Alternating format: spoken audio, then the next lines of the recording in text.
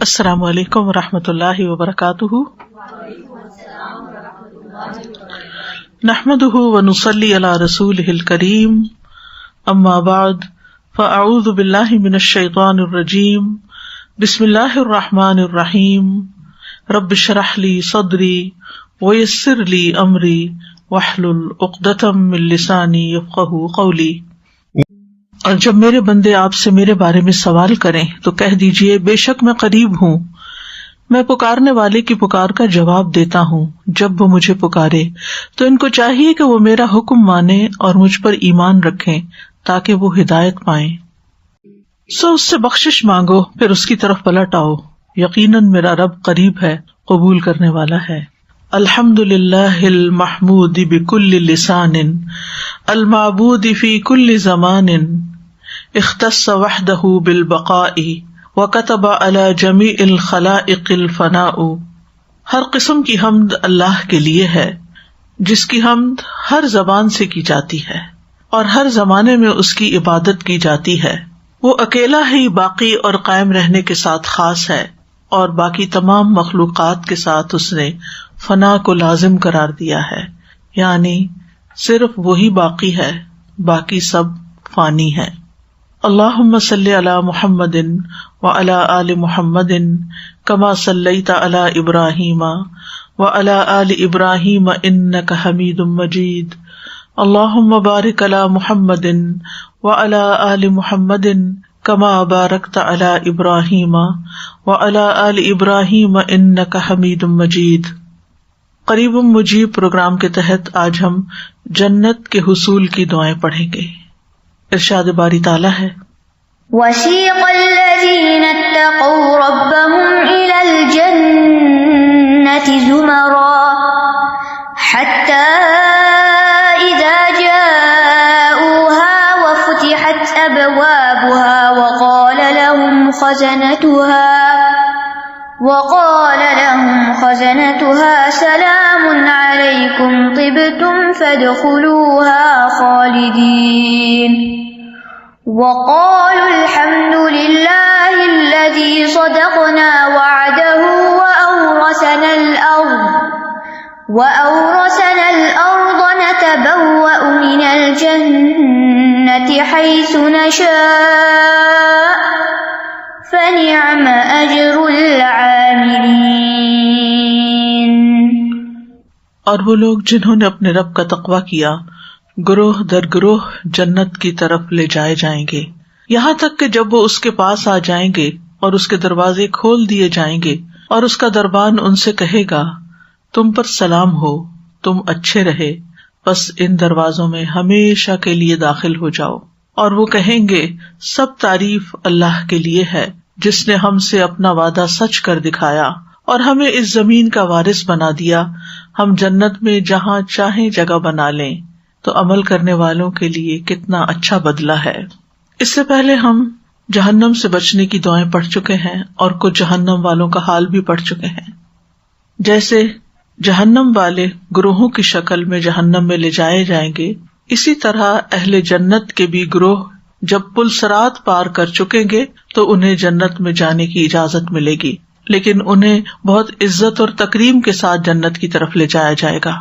جب یہ گروہ جنت کے قریب پہنچیں گے تو ان کے لیے جنت کے دروازے پہلے سے ہی کھول دیے جائیں گے، اور جنت کے محافظ فرشتے آنے والوں کا خوب استقبال کریں گے اور ان پر سلام پیش کریں گے، یعنی بیوٹیفلی ویلکم کریں گے، مبارک دیں گے اور اعلان کریں گے کہ آج اب تم ہمیشہ ہمیشہ کے لیے اس جنت میں داخل ہو جاؤ۔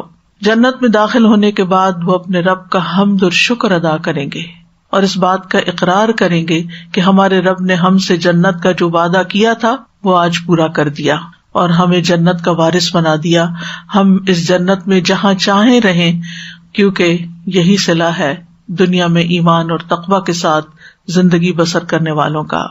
تو فرمایا وَسِيقَ الَّذِينَ اتَّقَوْا رَبَّهُمْ إِلَى الْجَنَّةِ زُمَرًا۔ کفار کے برے انجام کے بعد اب تقویٰ والوں کا انجام بتایا جا رہا ہے کہ ان کا انجام کتنا خوبصورت ہوگا۔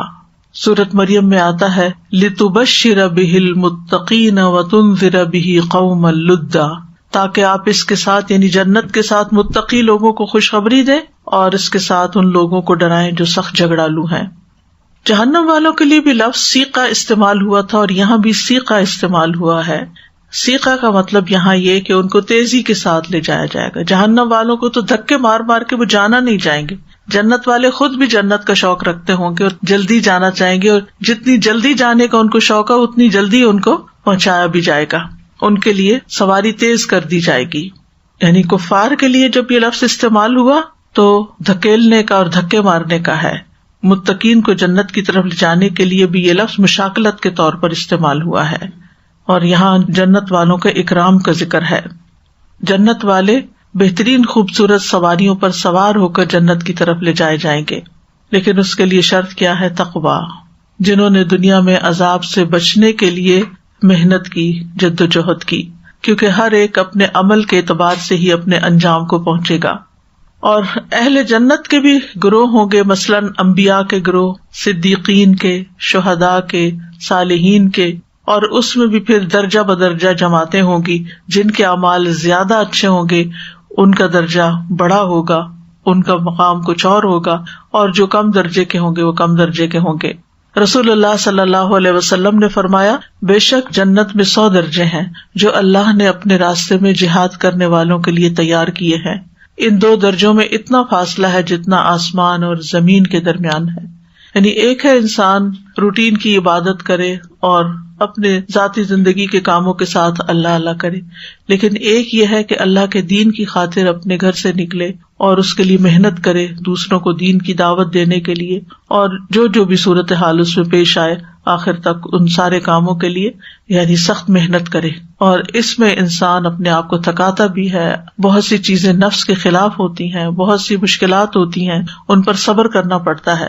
تو جو دنیا میں اللہ کی خاطر جتنی مشقت برداشت کرے گا، اللہ تعالیٰ قیامت کے دن اتنی ہی اس کی قدردانی فرمائے گا اور کسی کا بھی اجر ضائع نہیں کرے گا۔ جنت میں کچھ لوگ سب سے پہلے لے جائے جائیں گے، تو جو سب سے پہلا گروہ جائے گا ان کی شان ایک حدیث میں بیان ہوئی ہے۔ ابو ہریرہ کہتے ہیں کہ رسول اللہ صلی اللہ علیہ وسلم نے فرمایا، پہلی جماعت جو جنت میں داخل ہوگی ان کے چہرے 14ویں رات کے چاند کی طرح چمک رہے ہوں گے، اور جو ان کے بعد داخل ہوں گے وہ جگمگاتے ستاروں کی طرح ہوں گے۔ ان سب کے دل محبت میں ایک شخص کی طرح ہوں گے، یعنی کوئی کسی کے ساتھ انڈیفرنٹ نہیں ہوگا، مخالفت نہیں کرے گا، بلکہ محبت سے رہیں گے۔ ان میں کسی بات کا نہ اختلاف ہوگا نہ ہی کوئی دشمنی ہوگی، آپس میں سب کے درمیان اتفاق، پیار، محبت ہوگا۔ حتی اذا جاؤوها وفتحت ابوابها، یہاں تک کہ جب وہ اس کے پاس یعنی جنت کے پاس پہنچ جائیں گے اور جنت کے جھونکے اور خوشبو اور وہ سب، دروازہ کھلتا ہے تو باہر بھی آتی ہے، تو وہ سب ان تک پہنچ رہی ہوگی، اور دروازے پہلے سے ہی کھولے جا چکے ہوں گے، یعنی ان کے اکرام کے لیے ان کو زحمت نہیں برداشت کرنی پڑے گی۔ لیکن ہم سب جانتے ہیں کہ سب سے پہلے محمد صلی اللہ علیہ وسلم جنت میں داخل ہوں گے۔ آپ نے فرمایا، میں قیامت کے دن جنت کے دروازے پر آؤں گا اور اسے کھلواؤں گا، یعنی باقی جنتیوں کے آنے سے پہلے آپ پہلے سے کھلوا چکے ہوں گے۔ پھر جنت کا داروغہ کہے گا، آپ کون ہیں؟ تو میں کہوں گا محمد۔ وہ کہے گا، مجھے آپ سے پہلے کسی کے لیے دروازہ کھولنے کا حکم نہیں ہے، یعنی آپ ہی کھلوائیں گے۔ اور جیسا کہ آپ جانتے ہیں کہ جنت کے 8 دروازے ہیں، جنات عدن مفتحۃ لہم الابواب، ہمیشہ کے باغات اس حال میں کہ ان کے دروازے پورے کھلے ہوں گے۔ بعض اوقات ہوتا ہے نا، اگر آدھا کھلا ہوا ہو تو اس میں بھی کئی دفعہ زحمت ہوتی ہے، انسان آدھے دروازے سے گزرتے ہوئے ٹکرا جاتا ہے، یا پھر یہ کہ بعض اوقات فولڈنگ دروازے ہوتے ہیں اور وہ آدھا حصہ کھلا ہوتا ہے آدھا نہیں کھلا ہوتا، لیکن یہاں یہ کہ پورے پورے کھلے ہوئے ہوں گے۔ اور جنت کے دروازوں کے درمیان بہت بڑا فاصلہ بھی ہوگا، یعنی دروازے ایسے نہیں جیسے دنیا کے دروازے ہیں۔ نبی صلی اللہ علیہ وسلم نے فرمایا، اس ذات کی قسم جس کے ہاتھ میں میری جان ہے، بے شک جنت کے دروازے کے دونوں کناروں میں اتنا فاصلہ ہے جتنا مکہ اور ہمیر میں ہے یا مکہ اور بصرہ میں ہے، یعنی مکہ اور عراق، میلوں میل ہوگا وہ دروازہ۔ اور آپ نے دیکھا ہوگا کہ جیسے حرم کے دروازے کھلے ہوتے ہیں تو ان میں سے کثرت سے لوگ اندر جاتے ہیں تو وہ ایک اور ہی منظر ہوتا ہے، یعنی چھوٹے دروازے میں ایک تنگی کا احساس ہوتا ہے اور وسیع دروازے میں وسعت کا۔ وقال لهم خزنتها السلام علیکم، اور جنت کے دربان ان کو خوش آمدید کہتے ہوئے سلام کریں گے۔ سلام کا مطلب یہ ہے کہ تم آئندہ ہر آفت، ہر تکلیف، ہر مشقت، ہر برائی سے محفوظ رہو گے۔ جنت میں سلام ہی سلام ہوگا، کوئی بیڈ نیوز نہیں ہوگی، کوئی تکلیف دہ خبر نہیں ہوگی.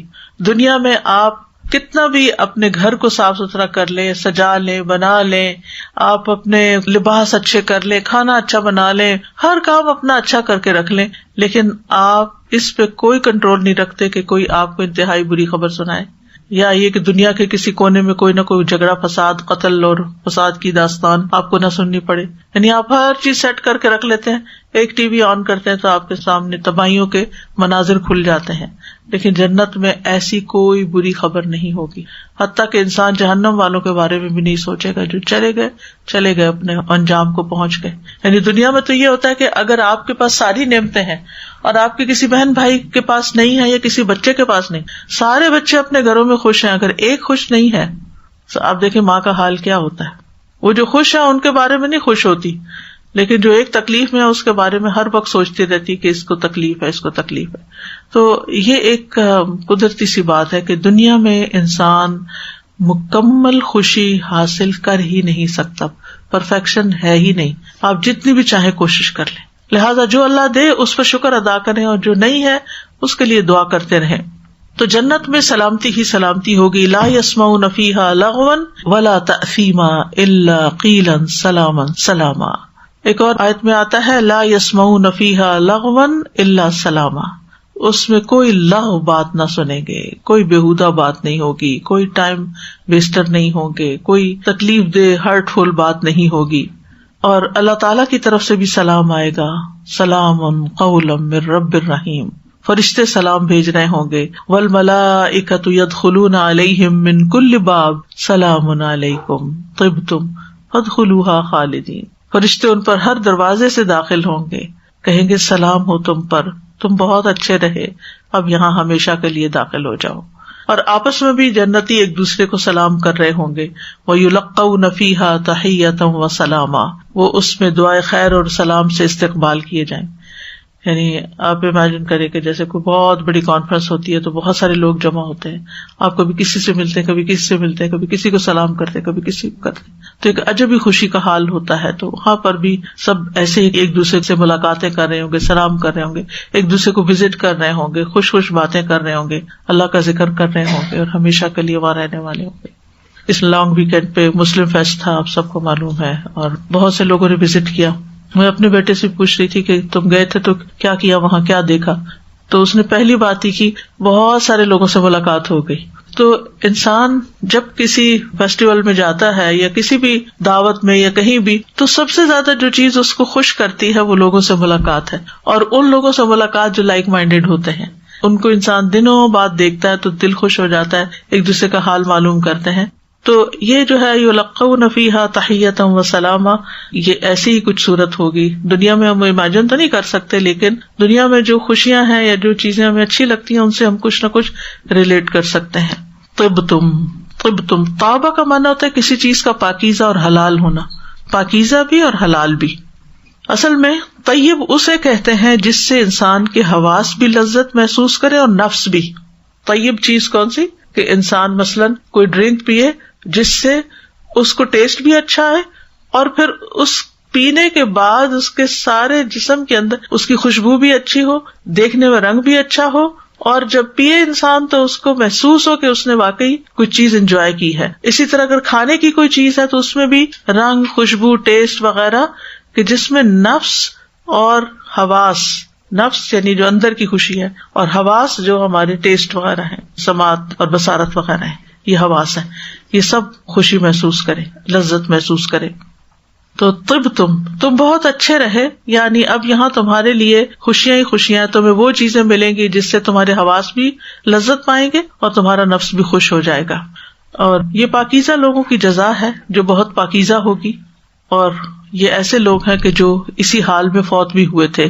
الذین تتوفاہم الملائکۃ طیبین یقولون سلام علیکم ادخلوا الجنۃ بما کنتم تعملون، جنہیں فرشتے اس حال میں قبض کرتے ہیں کہ پاک ہوتے ہیں، یعنی ان کے دل اور ان کے جسمانی طہارت بھی اور ویسے بھی اوور آل، وہ کہتے ہیں سلام ہو تم پر، جنت میں داخل ہو جاؤ اس کے بدلے جو تم کیا کرتے تھے.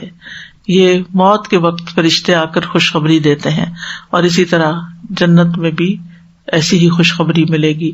فادخلوها خالدین، اب یہاں ہمیشہ ہمیشہ رہو گے، یہاں سے کہیں اور نہیں جاؤ گے، اور وہ جانا چاہیں گے بھی نہیں. بعض لوگ کہتے ہیں کہ ایک جگہ رہ کے بور نہیں ہو جائیں گے. ہاں دنیا میں ایسے ضرور ہوتا ہے، اگر آپ کسی ایک گھر میں رہ رہے ہیں کافی دن سے تو پھر آپ کو وہ گھر پرانا لگنے لگتا ہے، تو وہ آپ کو یوں لگتا ہے کہ جیسے لائف بورنگ ہو گئی ہے، اسٹل ہو گئی ہے، تو کہیں اور موو کرنا چاہیے. لیکن جنت کے بارے میں آتا ہے لا یبغون عنہا حولا، وہ وہاں سے کہیں موو نہیں ہونا چاہیں گے. جو ان کے پاس نعمتیں ہوں گی انہیں کو انجوائے کرتے رہیں گے. ان کے اندر ہی اتنی ورائٹی ہوگی کہ وہ کہیں ختم ہی نہیں ہوگی وہ لذت اور وہ سب کچھ. وقالوا الحمد للہ الذی صدقنا وعدہ، اور وہ کہیں گے اللہ کا شکر ہے جس نے ہم سے اپنا وعدہ سچ کر دکھایا. یعنی رسولوں کی زبانی اللہ نے ہم سے جو وعدہ کیا تھا کہ ہم اگر ایمان لے آئے اور ہم نے نیک عمل کیے تو وہ ہمیں جنت عطا کرے گا، تو اللہ تعالیٰ نے اپنا وعدہ پورا کر کے ہماری آرزو پوری کر دی، ہماری امیدوں پہ پورا اترا یہ سب کچھ. اور خاص طور پر اس وعدے کا ذکر سورۃ الاعراف میں بھی آتا ہے. وَنَادَى أَصْحَابُ الْجَنَّةِ أَصْحَابَ النَّارِ أَنْ قَدْ وَجَدْنَا مَا وَعَدَنَا رَبُّنَا حَقًّا فَهَلْ وَجَدْتُم مَّا وَعَدَ رَبُّكُمْ حَقًّا قَالُوا نَعَمْ. اور جنت والے آگ والوں کو آواز دیں گے کہ ہم نے تو واقعی وہ وعدہ سچا پا لیا جو ہم سے ہمارے رب نے کیا تھا، تو کیا تم نے بھی وہ وعدہ سچا پا لیا جو تم سے تمہارے رب نے کیا تھا؟ وہ کہیں گے ہاں، یعنی رب کے وعدے سچے ہوئے، پورے ہوئے. آج ہمیں یقین نہیں آتا اس لیے ہمارے عمل میں کوتاہی ہوتی ہے. اگر ہمیں یقین پکا ہو جائے نا کہ جو ہم کریں گے اچھا، اس کا اچھا ہی بدلہ ملے گا، تو پھر اس کام میں انسان جان کی بازی لگا دیتا ہے. اور وقال الحمد للہ، جنتی جنت میں پہنچ کے اللہ کا شکر ادا کریں گے. اور یہ وہی لوگ ہوں گے جو دنیا میں بھی اللہ کا شکر ادا کرتے رہتے ہیں. وقال الحمد للہ الذی اذهب عنا الحزن ان ربنا لغفور شکور. وہ کہیں گے سب تعریف اللہ ہی کے لیے جس نے ہم سے غم دور کر دیا. وہ ایک غم اور فکر پریشانی دنیا کی چیزوں کی بھی لگی رہتی ہے، آخرت کی بھی ساتھ لگی بھی ہوتی ہے کہ پتہ نہیں وہاں ہمارا کیا بنے گا. بے شک ہمارا رب یقیناً بہت بخشنے والا نہایت قدردان ہے. الذی احلنا دار المقامۃ من فضلہ لا یمسنا فیہا نصب ولا یمسنا فیہا لغوب، کہ جس نے ہمیں اپنے فضل سے دائمی قیام کے گھر میں یعنی جنت میں لا اتارا، اس میں ہمیں نہ کوئی جسمانی مشقت پہنچے گی نہ کوئی ذہنی تھکاوٹ ہوگی. اب آرام ہی آرام ہے، نہ جسم تھکے گا نہ روح تھکے گی. وَأَوْرَثَنَا الْأَرْضَ نَتَبَوَّأُ مِنَ الْجَنَّةِ حَيْثُ نَشَاءُ. اورثنا الارض یعنی اس نے ہمیں زمین کا وارث بنا دیا. اب ہم اس وسیع و عریض جنت میں جہاں چاہیں پڑاؤ ڈالیں گے اور ہمیں کسی سے کوئی جھگڑا نہیں کرنا پڑے گا. اس بات کی اہمیت کو آپ یوں سمجھ سکتے ہیں، دنیا میں آپ دیکھیں کہ جو اچھی لوکیشنز ہوتی ہیں وہاں پر جب کوئی اسکیم بنتی ہے تو لوگوں کو وہاں پر پلاٹ لینے میں، گھر خریدنے میں کتنے کمپٹیشن کا سامنا کرنا پڑتا ہے. بعض اوقات کچھ لوگ جو پہلے لینے میں کامیاب ہو جاتے ہیں وہ ان لیے ہوئے فائلز کو لاکھوں میں پھر آگے بیچ رہے ہوتے ہیں، یعنی اتنی زیادہ ویلیو ہوتی ہے ان گھروں کی. تو ہر کوئی اس بات پہ پریشان ہوتا ہے کہ پتہ نہیں ہمیں وہاں ملے گا یا نہیں. اسی طرح اگر آپ نے کوئی لینڈ، کوئی ہاؤس کسی بھی جگہ دنیا میں اپنی پسند کا لینا ہو اور آپ اگر دیکھ رہے ہوں اس کو، تو صرف آپ ہی نہیں ہوں گے دیکھنے والے، لینے والے، بلکہ کوئی اور پارٹیز بھی ہوں گی. پھر ان کے درمیان جب جو ٹینڈرز کھلتے ہیں تو کمپٹیشن ہوتا ہے. اب وہ ایک اگر لے جاتا ہے تو باقی وہ دیکھتے رہتے ہیں کہ اوہ اتنی اچھی لینڈ تھی، اتنی اچھی لوکیشن تھی، اتنی اچھی پرائم لوکیشن کی جگہ تھی، وہ ہمیں نہیں ملی. یعنی دنیا میں آپ کہیں بھی یہ گھر بنا لیں آپ کبھی بھی مطمئن نہیں ہوگے، کیونکہ اس سے اچھا کہیں اور دیکھ لیں گے تو پھر دل اس پہ آ جائے گا، پھر اپنا پرانا لگنے لگے گا. جنت میں نتبوأ من الجنۃ حیث نشاء، ہم جنت میں جہاں چاہیں اپنا گھر بنا سکتے ہیں، کوئی مشکل نہیں، کوئی رکاوٹ نہیں. یہ بات اس کو زیادہ سمجھ میں آ سکتی ہے جو ایسے کسی مسئلے سے گزرا ہو. وہاں اپنی پسند کی جگہ ہوگی، وہاں کہیں دور نزدیک کی بات بھی نہیں ہوگی. جنت کی نعمتیں ہر جگہ ایکولی. یہاں تو یہ ہوتا ہے نا کہ کسی شہر میں، کسی ملک میں، کسی لوکیشن میں زیادہ فیسلٹیز ہوتی ہیں، دوسرے میں کم ہوتی ہیں. کہیں موسم زیادہ اچھا ہوتا ہے، کہیں کم ہوتا ہے، لیکن وہاں پر تو ہر نعمت ہر ایک کو میسر ہوگی. درجوں کا فرق بہرحال ہوگا، لیکن جس درجے میں بھی جس کو جگہ ملے گی وہ جہاں چاہے رہائش رکھ سکتا ہے. وَنُودُوا أَن تِلْكُمُ الْجَنَّةُ أُورِثْتُمُوهَا بِمَا كُنتُمْ تَعْمَلُونَ، اور وہ پکارے جائیں گے یہ وہی جنت ہے جس کے تم وارث بنائے گئے ہو بوجہ اس کے جو تم عمل کیا کرتے تھے. یہ تمہارے اعمال کا بدلہ تمہیں دیا جا رہا ہے. اور عمل میں سب سے اعلیٰ درجے کا عمل کیا ہوگا؟ سورۃ مریم میں آتا ہے تِلْكَ الْجَنَّةُ الَّتِي نُورِثُ مِنْ عِبَادِنَا مَنْ كَانَ تَقِيًّا، یہ ہے وہ جنت جس کا وارث ہم اپنے بندوں میں سے اسے بناتے ہیں جو متقی ہو، جو تقوی والا ہو. فَنِعْمَ أَجْرُ الْعَامِلِينَ، تو عمل کرنے والوں کا اجر کتنا اچھا ہے. یہ بات یا تو متقی خود کہیں گے یا فرشتے کہیں گے یا اللہ تعالیٰ فرمائیں گے، لیکن سبھی ایک ہی بات کریں گے کہ یہ تقوی والوں کا اجر ہے، جنت تقوی والوں کے لیے ہے. اور اجر ثواب کے معنوں میں ہے. اللہ تعالیٰ نے اپنی طرف سے فضل اور احسان کا معاملہ کرتے ہوئے اس کو اجر کہا ہے. اجر کا لفظ اجرت سے ہے. اجرت کہتے ہیں اپنی ویجز جس کو کہتے ہیں، یعنی یہ تمہارے کام کا بدلہ ہے.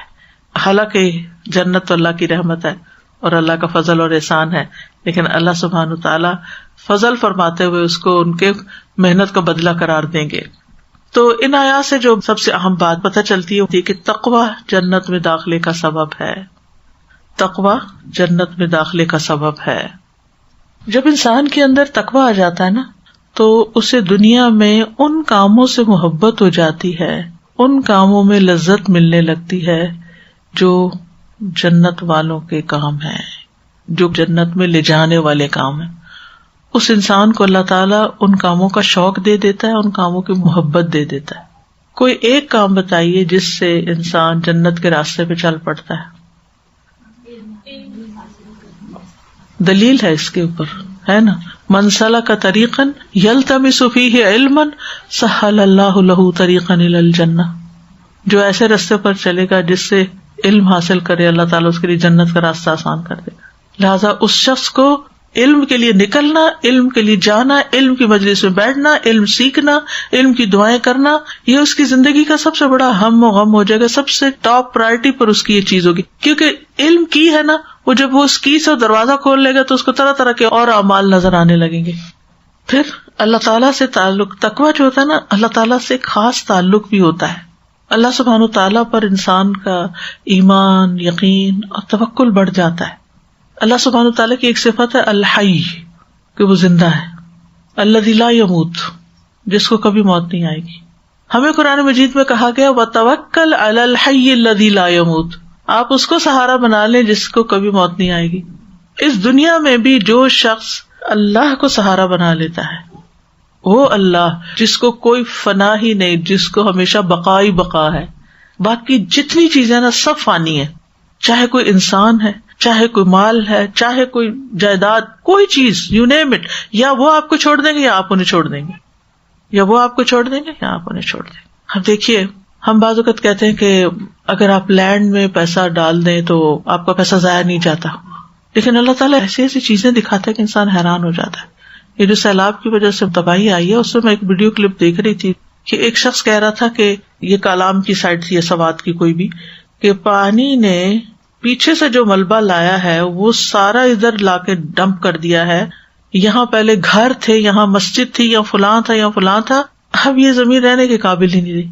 اب آپ بتائیے کہ زمین کی کیا قیمت ہے کہ جس پہ کچھ بن ہی نہیں سکتا. وہ اتنے بڑے بڑے پتھر ہیں، اتنا بڑا بڑا ملبہ ہے کہ وہ آپ کرینوں سے بھی اٹھائے تو تھک جائیں، جو پانی دھکیل کے وہاں لے آئے.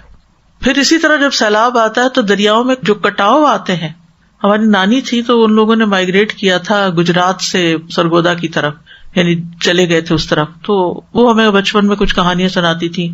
ہماری زمینیں ہوتی تھی تو وہ کٹاؤ میں آ گئی تھی. سمجھ نہیں آتی کٹاؤ میں کیا آ گئی تھی.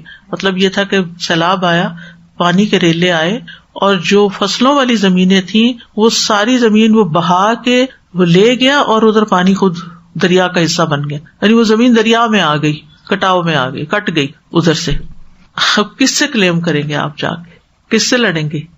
یعنی گھر، فصلیں، ہر چیز تباہ. بالکل لوگ خالی ہاتھ، اٹھو یہاں سے، چلو کہیں اور.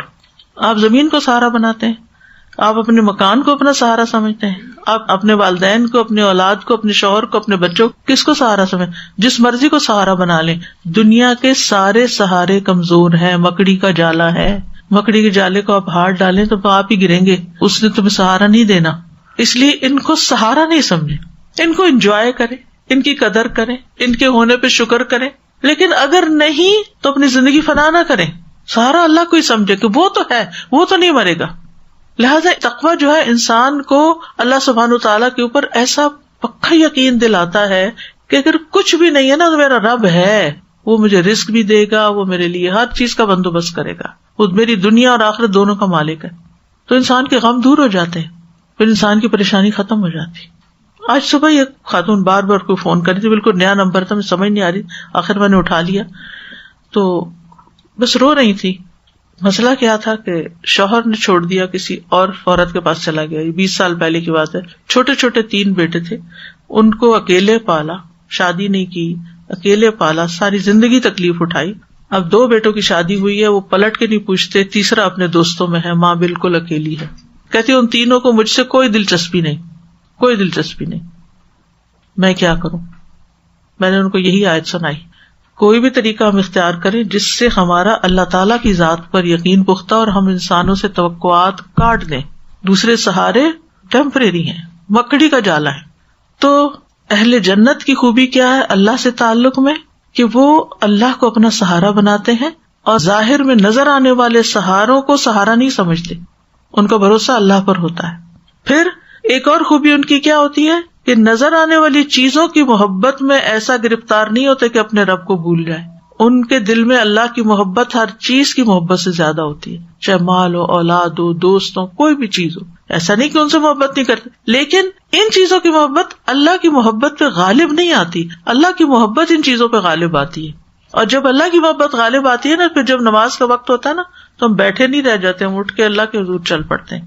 پھر یہ رشتے اور یہ سب ہمیں اللہ کے راستے میں دینے سے روک نہیں سکتے. ورنہ کیا ہوتا ہے، انسان بخل کیوں کرتا ہے؟ کس کے لیے بخل کرتا ہے؟ کس کے لیے مال جمع کرتا ہے؟ اگر سوچے تو ہماری اپنی ذاتی ضرورت کتنی ہے، ہم کتنا کھا لیں گے، کتنا پہن لیں گے، کہاں لگانا ہے ہم نے، کہاں لے جانا ہے، کہ ہم صدقہ بھی نہیں کرتے. آ جا کے ہم پھر بچوں کے لیے بچوں کے لیے بچوں کے لیے، ہاں بچے پھر جب اپنا منہ دکھاتے ہیں تو پھر ہمیں پریشانی ہوتی ہے. پھر اسی طرح دنیاوی چیزوں کے خوف سے، ایک طرف محبت ہے، دوسری طرف خوف ہے. دنیاوی چیزوں کے خوف سے زیادہ اللہ کا خوف ہوتا ہے. یہ جنت والوں کی خصوصیات بتا رہی ہوں. نعم اجر العاملین، یہ سب عمل سے تعلق رکھتا ہے. پھر ایسا شخص جنت میں جانے والا رسول اللہ صلی اللہ علیہ وسلم کی سنت سے اپنی مرضی، اپنی عقل سے زیادہ محبت کرتا ہے. یعنی اپنے ماں باپ کے طریقے، اپنے طریقے، کلچر، ماحول، یہ سب پیچھے ہیں، میرے نبی کی سنت سب سے آگے ہے. پھر ایک طرف دنیا کی مصلحت ہوتی ہے، ایک طرف آخرت کی. جو جنت کمانے والے ہوتے ہیں وہ آخرت کی مصلحتوں اور فائدوں کو پرائرٹی پہ رکھتے ہیں کہ کیا چیز مجھے وہاں فائدہ دے گی. پھر اسی طرح حق کو اگنور کرنے کی بجائے حق کو مان لینا انہیں زیادہ پسند ہوتا ہے، حقیقت کو قبول کرتے ہیں. وہ غفلت میں کہکے لگانے سے زیادہ تنہائی میں اللہ کے سامنے رونے کو زیادہ پسند کرتے ہیں. ان کو اس میں زیادہ لطف آتا ہے. کسی کے ساتھ کوئی شکایت ہو جائے، کوئی ناراضگی ہو جائے تو اس سے انتقام لینے کی باتیں نہیں سوچتے، اس کو معاف کرنے کا سوچنے لگتے ہیں، کیونکہ اللہ تعالیٰ کو معاف کرنے والے پسند ہیں. پھر اسی طرح کسی کے حقوق غصب کرنے کے بجائے حقوق دینے والے ہوتے ہیں. ان کے دل کے اندر حسد، بغض، نفرت کے جذبات نہیں ہوتے، بلکہ کسی کے بارے میں بری رائے قائم کرنے سے زیادہ ان کو کیا پسند ہوتا ہے؟ اچھی رائے قائم کریں. جب ہم کسی کے بارے میں اچھی رائے قائم کرتے ہیں تو پھر کیا ہوتا ہے؟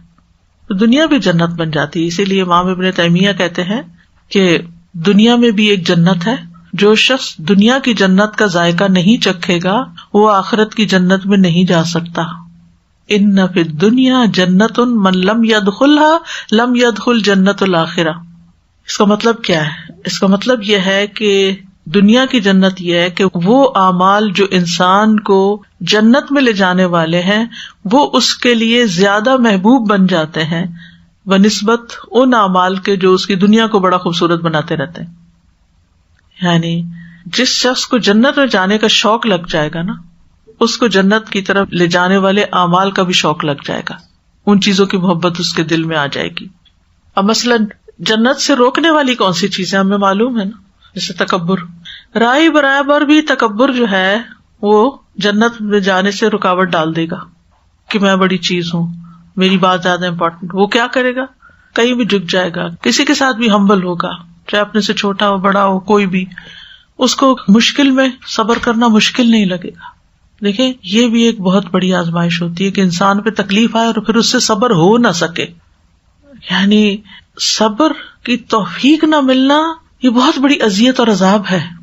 تکلیف تو جو ہوتی ہے سو ہوتی ہے، لیکن اگر انسان اس تکلیف پر صبر کر جاتا ہے تو تکلیف ہلکی ہو جاتی ہے، اور اگر صبر نہیں کر سکتا تو انسان اپنے آپ کو ہی مار ڈالتا ہے.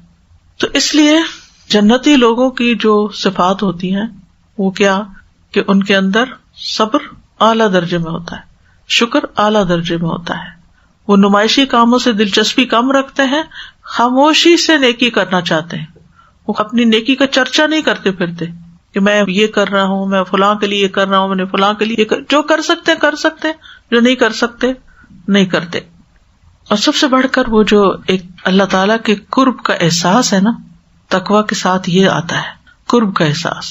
دل ہی دل میں رب کو پکارنا، چپ کے رب کو پکارنا، ہر چیز میں اس سے امید لگا بیٹھنا، ہر حال میں اس کی طرف رجوع کرنا. یعنی ہم سب اپنا ٹیسٹ بھی کریں کہ جب کوئی تکلیف آتی ہے تو پہلے کون یاد آتا ہے، پہلے کس کی طرف رجوع کرتے ہیں، پہلے کس سے بات کرتے ہیں، پہلے کس سے مدد مانگتے ہیں. تو جو شخص اللہ کے قریب ہوتا ہے وہی جنت سے بھی قریب ہوتا ہے. تو اس کا آغاز دنیا میں ہو جاتا ہے، اور اسی لیے دعائیں کرتا ہے انسان، رب ابنی لی عندک بیتا فی الجنہ. حضرت آسیہ ان کو سمجھ آ گئی تھی یہ بات کہ جنت کا اصل حسن کیا ہے، اللہ کا قرب. تو ایسا شخص دنیا میں بھی ایسے اعمال کرتا ہے کہ جس سے اسے اللہ کا قرب محسوس ہوتا ہے. تو فنعم اجر العاملین، عمل کرنے والوں کا اجر کتنا بڑا ہے.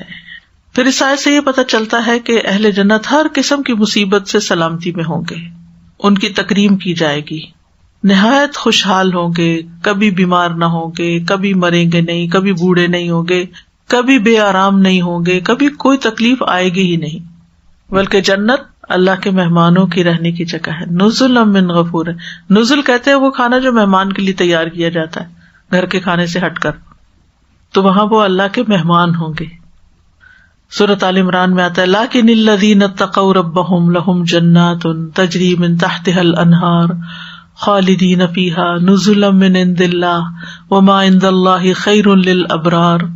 لیکن وہ لوگ جو اپنے رب سے ڈر گئے ان کے لیے باغات ہیں، یعنی تقوی والوں کے لیے، جن کے نیچے سے نہریں بہتی ہیں، ہمیشہ ان میں رہنے والے ہیں اللہ کے پاس سے مہمانی کے طور پر. یہ باغات کیا ہیں؟ اللہ کے پاس سے مہمانی کے طور پر. اور جو کچھ اللہ کے پاس ہے وہ نیک لوگوں کے لیے زیادہ بہتر ہے. وہاں بہترین رہنے کی جگہ ہوگی. اصحاب الجنت یومئذ خیر مستقرا واحسن مقیلا. اس دن جنت والے ٹھکانے کے اعتبار سے نہایت بہتر اور آرام گاہ کے اعتبار سے بہت اچھے ہوں گے.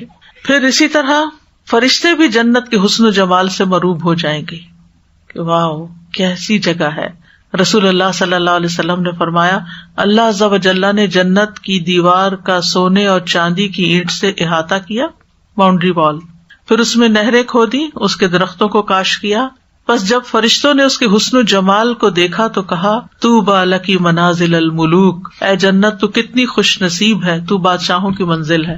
یعنی تجھ میں جو لوگ آ کر رہیں گے وہ بادشاہ ہی ہوں گے. دنیا کے بادشاہ مراد نہیں، مطلب بادشاہوں کی طرح ان سے ٹریٹ کیا جائے گا. ابو سعید کہتے ہیں رسول اللہ صلی اللہ علیہ وسلم نے فرمایا اللہ تبارک و تعالیٰ نے جنت کو پیدا کیا اس طرح کہ ایک اینٹ سونے کی تھی، ایک اینٹ چاندی کی، اس کا گارا کستوری کا تھا. اللہ تعالیٰ نے اس سے کہا کلام کر. جنت نے کہا قد افلح المؤمنون، مومن فلاح پا گئے. تو کامیابی کے لیے ضروری ہے ایمان. پھر جنت کی مٹی سفید رنگ کی ہے. دنیا میں بھی آپ نے کچھ بیچز دیکھے ہوں گے جن پہ وائٹ سینڈ ہوتی ہے اور بلو واٹر ہوتا ہے، بہت ہی خوبصورت لگتے ہیں. مجھے کینیا میں اتفاق ہوا تھا ایسے بیچز دیکھنے کا، پہلی دفعہ اتفاق ہوا تھا، کیونکہ میرے ذہن میں ہمیشہ مٹی کا رنگ براؤن ہی تھا، کیونکہ جب سے پیدا ہوئے تو اسی رنگ کی مٹی دیکھی تھی. سیریا میں ریڈ کلر کی مٹی تھی. جب ہم سیریا میں داخل ہوئے سبحان اللہ آنکھیں اٹھتی نہیں تھی زمین سے، سرخ مٹی اور سبز درخت، اتنا خوبصورت منظر تھا. تو بہرحال اللہ سبحانہ تعالیٰ نے جنت میں تو معلوم نہیں کیسے کیسے رنگ بنائے ہیں. پھر یہ کہ رہنے والے بھی اس میں انتہائی خوبصورت ہوں گے. صرف لینڈسکیپ ہی خوبصورت نہیں بلکہ لوگ بھی خوبصورت ہیں. رسول اللہ صلی اللہ علیہ وسلم نے فرمایا آدمی اپنی تخلیق کی تکمیل سے پہلے مر جائے یعنی ابھی پورا انسان نہیں بنا اور فوت ہو گیا، کچا بچہ جس کو کہتے ہیں، یا انتہائی عمر رسیدہ، حد سے زیادہ بوڑھا کہ شکل پہچانی نہیں جاتی، اور لوگ ان دو عمروں کے درمیان ہی ہوتے ہیں، ایسے بالکل بہت چھوٹے اور یا پھر، لیکن سب کو 33 سال کا جوان بنا کر اٹھایا جائے گا۔ اگر وہ جنتی ہوا تو آدم علیہ السلام کی ساخت، یوسف علیہ السلام کی شکل یعنی صورت، خوبصورتی، اور ایوب علیہ السلام کے دل پر ہوگا، دل ایوب علیہ السلام جیسا جو اتنا مہربان اور صبر والا۔ اہل جنت جنت میں نہ تھوکیں گے، نہ ناک سے کوئی آلائش آئے گی، نہ پیشاب پخانہ کریں گے، پسینہ بھی مسک کا ہوگا، ایک جیسے اخلاق ہوں گے، یعنی سب ایک جیسے معاملہ کریں گے ایک دوسرے سے۔ دنیا میں یہ نہیں ہوتا، یعنی آپ کسی کے ساتھ کتنا بھی اچھا معاملہ کریں، ضروری نہیں کہ آپ کو سب جواب میں اچھا ہی رسپانس دیں، نہیں، لیکن وہاں ہر کوئی دوسرے سے اچھا ہی کر رہا ہوگا۔ لا اختلاف بینہم ولا تباغض قلوبہم قلب واحد، ان کے درمیان نہ کوئی اختلاف ہوگا، نہ آپس میں بغض ہوگا، ان کے دل ایک انسان کے دل کی طرح ہوں گے۔ پھر فردوس جنت کا اعلیٰ ترین مقام ہے، سب سے اعلیٰ اور افضل اور خوبصورت ترین حصہ ہے۔ نبی صلی اللہ علیہ وسلم نے فرمایا، تم اللہ سے جب بھی جنت کا سوال کرو تو جنت الفردوس کا سوال کرو، اعلیٰ ترین چیز مانگو، بیسٹ۔ پھر جنت کے درخت، جنت میں ایک درخت اتنا بڑا ہے کہ سوار اس کے سائے میں 100 سال تک چلے گا، پھر بھی سایہ ختم نہیں ہوگا۔ اگر تمہارا جی چاہے تو اس آیت کی قرأت کر لو، وظل ممدود۔ پھر طرح طرح کے کھانوں والا درخت۔ عتبہ بن عبد سلمی سے روایت ہے، کہتے ہیں میں رسول اللہ صلی اللہ علیہ وسلم کے پاس بیٹھا ہوا تھا تو ایک اعرابی آیا، اس نے کہا اللہ کے رسول صلی اللہ علیہ وسلم، میں نے آپ کو جنت کے ببول نامی درخت کا تذکرہ کرتے ہوئے سنا ہے، میرا خیال ہے کہ دنیا میں تو وہ سب سے زیادہ کانٹوں والا درخت ہوتا ہے۔ آپ نے فرمایا اللہ تعالیٰ جنت میں ببول درخت کے ہر کانٹے کے بدلے خصی بکرے کے خصیے کی طرح ایک چیز پیدا کرے گا، اس میں 70 رنگ کے کھانے ہوں گے اور ہر ایک کا رنگ دوسرے کے رنگ سے مختلف ہوگا۔ دنیا میں کھانا وہی اچھا لگتا ہے جس کا کلر بھی اچھا ہو، ٹیسٹ کتنا بھی اچھا ہو لیکن کالا کالا سا ہو تو نہیں دل چاہتا کھانے کو۔ تو وہاں پر ایک درخت اور درخت میں پتہ نہیں کتنے کانٹے ہیں، آپ گن تو نہیں سکتے، ہر کانٹے کے اندر 70 کھانے ہیں اور ان میں سے ہر ایک کا رنگ مختلف ہے، تو کتنی ورائٹی ہوگی، اور آپ جتنا بھی کھاتے رہے ختم ہی نہیں ہوگا۔ درختوں کے سائے بھی بہت گھنے ہوں گے، ہم وازواجہم فی ظلال علی الارائک متکئون، گھنے سایوں میں تختوں پر تکیے لگائے ہوں گے، یعنی گارڈنز میں بھی بیٹھے ہوں گے، محلات میں بھی، گارڈنز میں بھی، اندر بھی باہر بھی، بے شمار پھل ہوں گے۔ لکم فیہا فاکہۃ کثیرہ منہا تاکلون، تمہارے لیے اس میں بہت سے میوے ہوں گے جن میں سے تم کھاؤ گے۔ وفاکہۃ مما یتخیرون، اور انہیں وہ پھل کھانے کو ملیں گے جو وہ پسند کریں گے، یعنی آپ کی اپنی چوائس بھی ہوگی، اور پھر کبھی ختم نہیں ہوں گے وہ پھل۔ وفاکہۃ کثیرۃ لا مقطوعۃ ولا ممنوعہ، اور روکے بھی نہیں جائیں گے۔ دنیا میں تو یہ ہوتا ہے نا کہ اگر بچہ ایک بنانا سے دوسرے پہ ہاتھ بڑھائے تو ماں کہتی ہے نہیں بس کافی ہے، اتنا ہی کافی، پیٹ خراب ہو جائے گا۔ پھر خوشبودار پہاڑوں سے نہریں بہیں گی، اوپر سے آبشاریں آئیں گی۔ انس بن مالک کہتے ہیں کہ میرا خیال ہے تم سمجھتے ہو کہ جنت کی نہریں زمین میں گڑھوں کی شکل میں ہوں گی، ہرگز نہیں، اللہ کی قسم بے شک وہ تو زمین کی سطح پر بہنے والی، یعنی اوپر سے آبشاروں کی شکل میں آنے والی ہیں۔ ان کا ایک کنارہ موتیوں کا، دوسرا یاقوت کا ہے، ان کی مٹی خالص کستوری کی ہے۔ اب آپ خود سوچیں کہ وائٹ اور ریڈ اگر لگے ہوئے ہوں کناروں پر تو کیا خوبصورت منظر ہوگا۔ پھر بلند و بالا گھر ہوں گے، اونچے۔ ہم نے دیکھو کہ جن گھروں کی چھتیں بہت لو ہوتی ہیں نا، انہیں بہت گھٹن ہوتی ہے، کہ جتنی ہائی روف ہوتی ہے اتنا مزے کا ہوتا ہے۔ پھر اونچی نشستیں ہوں گی بیٹھنے کے لیے، پھر سونے اور جواہرات سے بنے ہوئے تخت ہوں گے، خوبصورت بستر ہوں گے استبرق کے، ریشم کے۔ وَلِبَاسُهُمْ فِيهَا حریر، پہننے کے لیے لباس بھی ریشمی ہوگا۔ جنت کے رومال بھی بڑے خوبصورت ہوں گے۔ نبی صلی اللہ علیہ وسلم کو ریشم کا ایک کپڑا ہدیے میں پیش کیا گیا تو صحابہ اس کو چھونے لگے، دیکھنے لگے کتنا ملائم ہے۔ آپ نے فرمایا تمہیں اس پہ حیرت ہے؟ ہم نے عرض کیا جی ہاں۔ آپ نے فرمایا جنت میں سعد بن معاذ کے رومال اس سے بھی اچھے ہیں۔ پھر سونے اور موتی کے کنگن ہوں گے، سونے کے برتن ہوں گے، بہت سے مشروبات ہوں گے۔ متکئین فیہا یدعون فیہا بفاکہۃ کثیرۃ وشراب، ان میں تکیے لگائے ہوئے ہوں گے، ان میں سے بہت سے پھل اور مشروب منگوا رہے ہوں گے۔ وہ پاکیزہ اور لذیذ شراب ہوگی۔ وسقاہم ربہم شرابا طہورا، ان کا رب ان کو شراب طہور پاکیزہ شراب پلائے گا، رب خود پلائے گا۔ کتنی بڑی مہمانی اور کتنی بڑی عزت ہے۔ بیویاں بھی پاکیزہ ہوں گی. وَلَهُمْ فِيهَا أَزْوَاجٌ مُطَهَّرَةٌ، یعنی جسمانی طور پر بھی پاکیزہ اور اخلاق میں بھی پاکیزہ ہوں گی. جوان اور پھرتیلے خادم ہوں گے، بھاگنے دوڑنے والے. وَيَطُوفُ عَلَيْهِمْ وِلْدَانٌ مُخَلَّدُونَ إِذَا رَأَيْتَهُمْ حَسِبْتَهُمْ لُؤْلُؤًا مَنثُورًا. ان کی خدمت کے لیے ایسے لڑکے دوڑے پھر رہے ہوں گے جو ہمیشہ لڑکے ہی رہیں گے. جب تم انہیں دیکھو تو سمجھو کہ وہ بکھرے ہوئے موتی ہیں.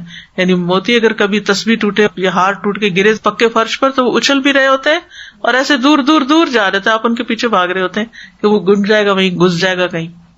تو اس سے امیجنیشن میں ایک چیز آتی ہے کہ کس طرح وہ خادم بھاگے پھر رہے ہوں گے جیسے موتی ادھر ادھر بھاگ رہے ہوتے ہیں. جنت میں حسن و جمال کو بڑھانے والے بازار بھی ہوں گے. اہل جنت کے لیے ایک بازار لگایا جائے گا جہاں وہ ہر جمعے کو آئیں گے. اس بازار میں مسک کے ٹیلے ہوں گے اور جب وہ اس کی طرف نکلیں گے تو ہوا چلے گی جس سے ان کے چہروں، کپڑوں اور گھروں میں مسک کی خوشبو بھر جائے گی اور اس سے ان کا حسن و جمال بھی اور زیادہ ہو جائے گا، اس میں بھی اضافہ ہو جائے گا.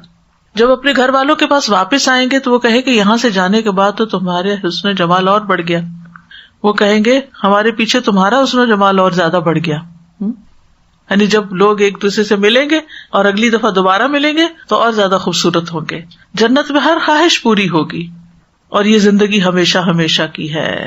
اور جنت میں سب سے بڑی نعمت اللہ کا دیدار ہے.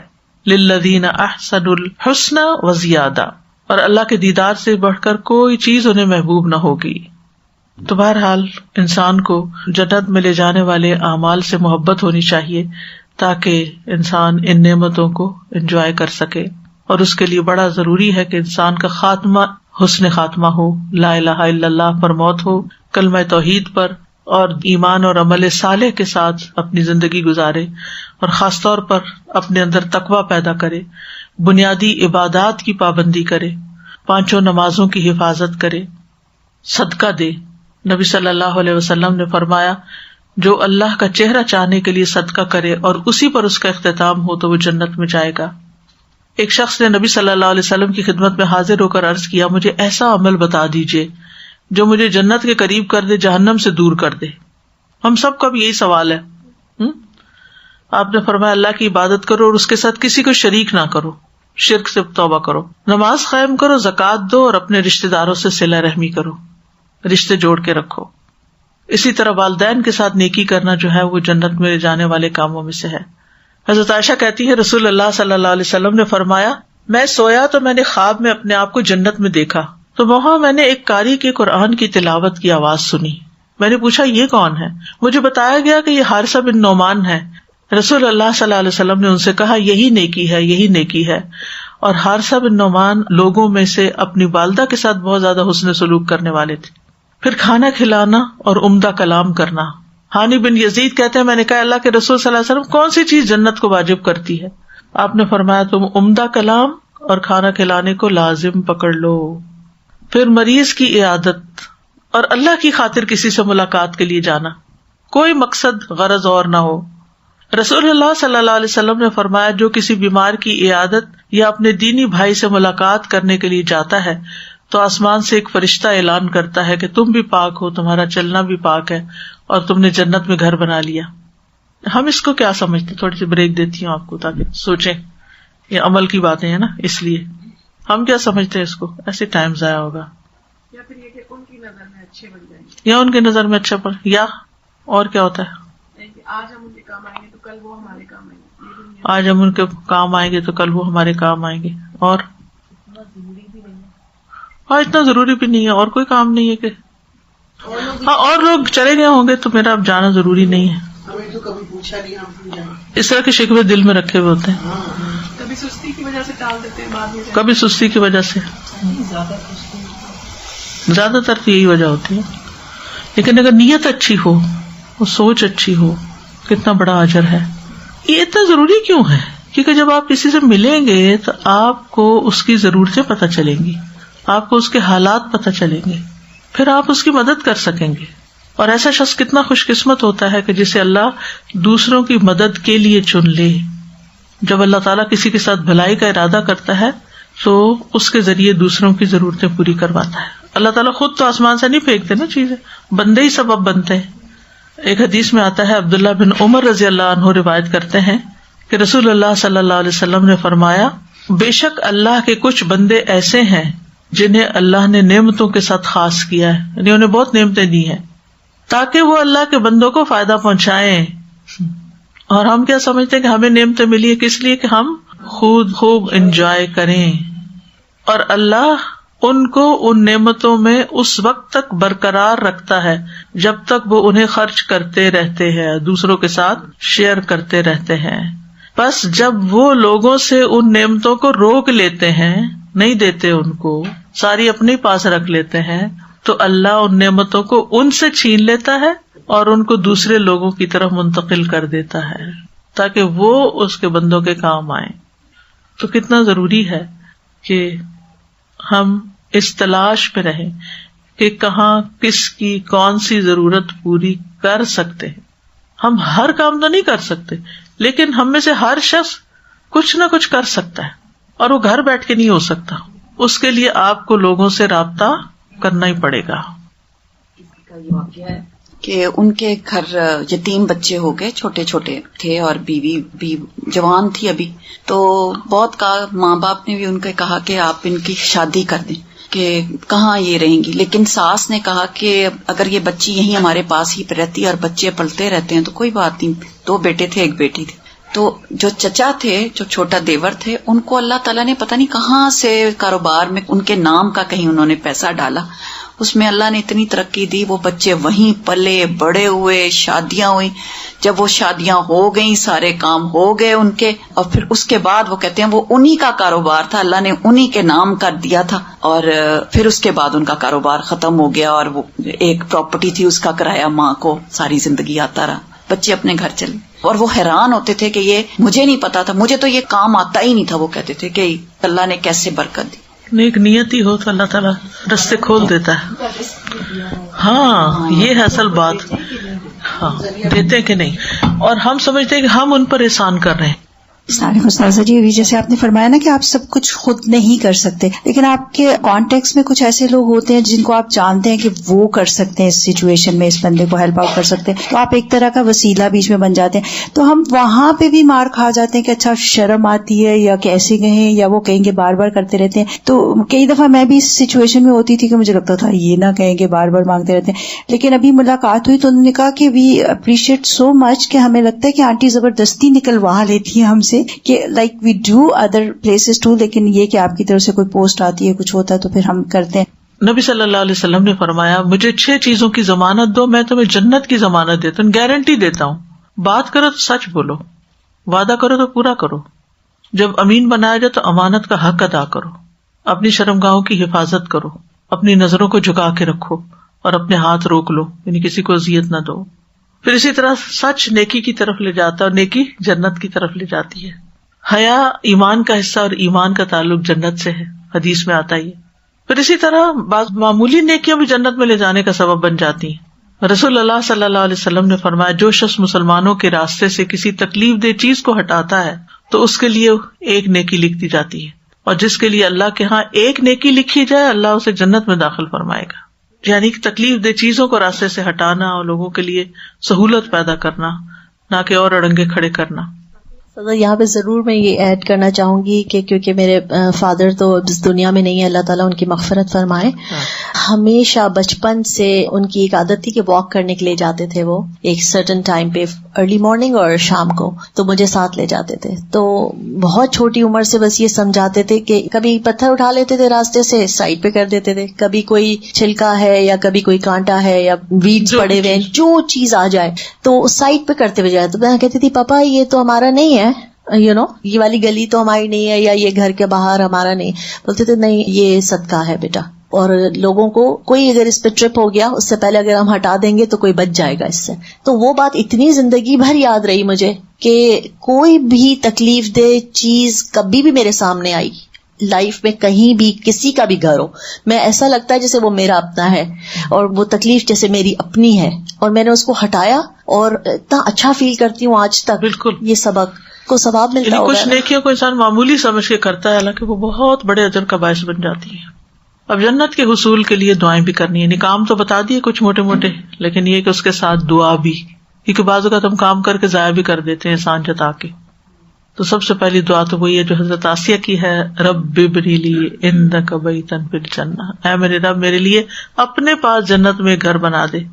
اس کا بیک گراؤنڈ یوں ہے کہ ابو ہریرہ کہتے ہیں کہ فرعون نے اپنی بیوی کے دونوں ہاتھوں اور دونوں پاؤں کے لیے 4 کیل گاڑ دیے تھے، دونوں ہاتھوں اور دونوں پاؤں میں، اور فرعونی وہ سپہرا دیتے تھے، اور جب وہ الگ ہوتے تو فرشتے ان پہ سایہ کر لیتے. تو انہوں نے دعا کی، رب ابنی لی عندک بیتا فی الجنہ ونجنی من فرعون وعملی ونجنی من القوم الظالمین. اللہ میرے لیے اپنے پاس جنت میں گھر بنا، مجھے اس فرعون سے بھی نجات دے اور اس کے عمل یہ جو کیل ٹھونکے ہوئے ہیں، اور مجھے ظالم لوگ جو میرا اوپر پیرا آ کے دیتے ہیں ان سب سے مجھے نجات دے. تو اللہ تعالیٰ نے جنت میں ان کے گھر سے پردہ ہٹا کر ان کو گھر دکھا دیا. تو یہ دعا معمولی نہیں ہے، اس کو سجدوں میں بھی مانگا جا سکتا ہے.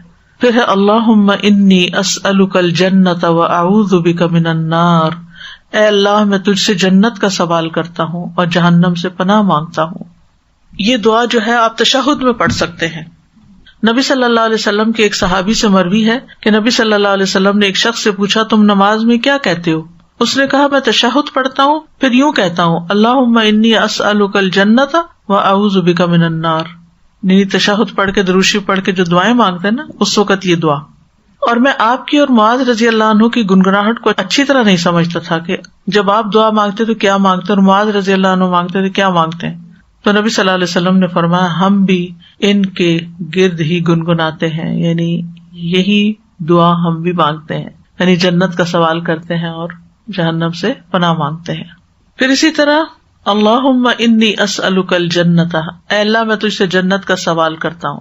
رسول اللہ صلی اللہ علیہ وسلم نے فرمایا جو مسلمان 3 بار جنت کا سوال کر لے تو جنت خود کہتی ہے اے اللہ اس بندے کو داخل کر.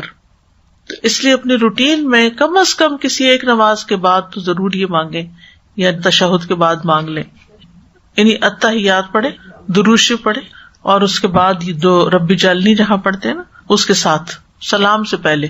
تو اللہم انی اسألک الجنۃ الفردوس، اے اللہ میں تجھ سے جنت الفردوس کا سوال کرتا ہوں. نبی صلی اللہ علیہ وسلم نے فرمایا جب تم اللہ سے سوال کرو تو جنت الفردوس کا سوال کیا کرو، کیونکہ وہ جنت کا اعلیٰ و افضل ترین مقام ہے، سب سے بہترین جگہ ہے. جنت ساری اچھی ہے لیکن وہ بہت ہی اچھا ہے. پھر ایک اور دعا ہے اللہم انی اسألک من الخیر کلہ عاجلہ وآجلہ ما علمت منہ وما لم اعلم واعوذ بک من الشر کلہ عاجلہ وآجلہ ما علمت منہ وما لم اعلم اللہم انی اسألک من خیر ما سألک عبدک ونبیک واعوذ بک من شر ما عاذ بہ عبدک ونبیک اللہم انی اسألک الجنۃ وما قرب الیہا من قول او عمل واعوذ بک من النار وما قرب الیہا من قول او عمل واسألک ان تجعل کل قضاء قضیتہ لی خیرا. اے اللہ میں تجھ سے ہر قسم کی خیر مانگتا ہوں، ہر قسم کی، جلدی ملنے والی اور دیر سے ملنے والی، یعنی دنیا کی بھی اور آخرت کی بھی مراد ہے. وہ بھی جس کا مجھے علم ہے، وہ بھی جس کا مجھے علم بھی نہیں ہے، وہ بھی خیر ہے. اے اللہ میں ہر قسم کے شر سے تیری پناہ میں آتا ہوں، جلدی آنے والے سے بھی دیر سے آنے والے سے بھی، یا پھر دنیا اور آخرت دونوں کے. جس کا مجھے علم ہے اور جس کا مجھے علم نہیں بھی، ان تمام قسم کے شر سے. یا اللہ میں تجھ سے وہ خیر مانگتا ہوں جو تجھ سے تیرے بندے اور تیرے حبیب محمد صلی اللہ علیہ وسلم نے مانگی، اور میں اس شر سے تیری پناہ میں آتا ہوں جس شر سے تیرے بندے اور تیرے نبی نے پناہ مانگی. یا اللہ میں تجھ سے جنت کا سوال کرتا ہوں اور ہر اس قول اور عمل کی توفیق کا سوال کرتا ہوں جو اس سے قریب کرے، اور میں جہنم کی آگ سے تیری پناہ میں آتا ہوں اور ہر اس قول اور عمل سے جو جہنم کے قریب کرے. اور میں یہ سوال کرتا ہوں کہ جو فیصلہ بھی تو میرے حق میں کرے اسے میرے لیے بہتر بنا دے، باعث خیر و برکت بنا دے. تو اس دعا میں بھی ساری خیر شامل ہو گئی ہے، ہر طرح کی خیر، دنیا کی بھی آخرت کی بھی. اور پھر جب ہم اللہ سے مانگتے ہیں نا تو اللہ کو زیادہ پتہ ہے کیا خیر اور کیا شر ہے. ہم تو بعض اوقات شر کو اپنے لیے خیر سمجھ رہے ہوتے ہیں اور خیر کے کام کو اپنے لیے شر سمجھ رہے ہوتے ہیں. تو جب اللہ سے مانگتے ہیں نا تو پھر ہمیں واقعی اصل خیر نظر آتی ہے اور اصل خیر سے محبت بھی ہو جاتی ہے. اور پھر کئی خیر کی چیزیں ہوتی ہیں مگر ہم انہیں حاصل نہیں کر سکتے. تو جب اللہ سے دعا کرتے ہیں تو اللہ تعالیٰ ہر راستے آسان کر دیتا ہے. اور پھر وَأَعُوذُ بِكَ مِنَ الشَّرِّ كُلِّهِ، ہر طرح کے شر سے، ظاہری، باطنی، زمینی، آسمانی. اور پھر اللہم انی اسألک من خیر ما سألک عبدک ونبیک، نبی صلی اللہ علیہ وسلم نے جو مانگا وہ خیر میں بھی مانگتی. کتنی جامع دعا ہے. اور جن چیزوں سے نبی صلی اللہ علیہ وسلم نے پناہ مانگی ان سب چیزوں سے میں پناہ بھی مانگتی ہوں. اور پھر ان اسباب کی توفیق جو قولی اور فعلی ہوں اور جنت میں پہنچانے والے ہوں. سر جی آج بیک ٹو اسکول کا ڈے 1 ہے اور سارے ہی پیرنٹس یا وہ لوگ جو پیرنٹس سے ریلیٹڈ ہیں قریب سب جانتے ہیں کہ اسکول جانے میں بہت ساری خیر اور شر کے متعلق لوگوں کے مکس چک اور وہ ساری فیلنگس ہیں. تو مجھے یہی خیال آ رہا تھا کہ یہ دعا اگر بچوں کو سکھا بھی دی جائے اور بچوں کے پیرنٹس بھی خاص طور پہ اس کانٹیکسٹ میں مانگ لیں کہ وہاں جا رہے ہیں تو واقعی ان کو وہاں سے خیر ہی ملے، اور شر جو کچھ ہے جہاں خواہ وہ پبلک اسکول ہے یا پرائیویٹ اسکول ہے یا کچھ بھی ہے تو بہت کمپریہنسو گھر سے ہو جائے نکلے گا. تو پتہ نہیں کیا کیا چیزیں دیکھتے ہیں. ایگزیکٹلی. اور پھر یہ کہ تقدیر کی خیر بھی مانگی گئی ہے کہ اللہ تو جو فیصلہ بھی میرے حق میں کرے. چھوٹی چھوٹی چیزوں میں ہمیں فیصلے کرنے پڑتے ہیں، اس کا انجام بخیر ہو، کیونکہ بعض اوقات تقدیر میں کوئی تکلیف آ جاتی ہے، لیکن اگر اس کا انجام اچھا ہے تو سب اچھا ہے. وہ تکلیف ٹیسٹ کے لیے آتی ہے. پھر ایک اور دعا ہے اللہم انی اسألک ایمانا لا یرتد ونعیما لا ینفد وموافقۃ محمد فی اعلی جنت الخلد. اللہ میں آپ سے ایسے ایمان کا سوال کرتا ہوں جس میں کبھی ارتداد نہ آئے، یعنی مرتد نہ ہو، دین سے پھروں نہیں. ایسی نعمتوں کا سوال کرتا ہوں جو کبھی ختم نہ ہو، اور ہمیشہ کی جنت کے بلند حصے میں، ہمیشہ کی جنت، ابدی جنت کے بلند حصے میں محمد صلی اللہ علیہ وسلم کی رفاقت کا سوال کرتا ہوں. سب کچھ آتا ہے. آپ دیکھیں کہ جو بہترین دعائیں مانگی گئی نا وہ آخرت سے متعلق ہے، کیونکہ دنیا میں جو کچھ ہے فنا ہونے والا ہے. ما عندکم ینفد وما عند اللہ باق، وہاں جو بھیج دیا وہ باقی رہنے والا ہے. اب یہاں پر آپ دیکھیے کہ مرافقت محمد صلی اللہ علیہ وسلم فی اعلی جنت الخلد، اس سے بڑی کیا بات ہوگی. اور پھر اللہ تعالیٰ کا دیدار. تو انسان جس سے محبت کرتا ہے اسی کو پائے گا. ہم اپنے دل ٹٹولیں کہ ہمیں اللہ کے رسول صلی اللہ علیہ وسلم سے کتنی محبت ہے. وآخر دعوانا ان الحمد للہ رب العالمین. سبحانک اللہم وبحمدک اشہد ان لا الہ الا انت استغفرک واتوب الیک. السلام علیکم ورحمۃ اللہ وبرکاتہ.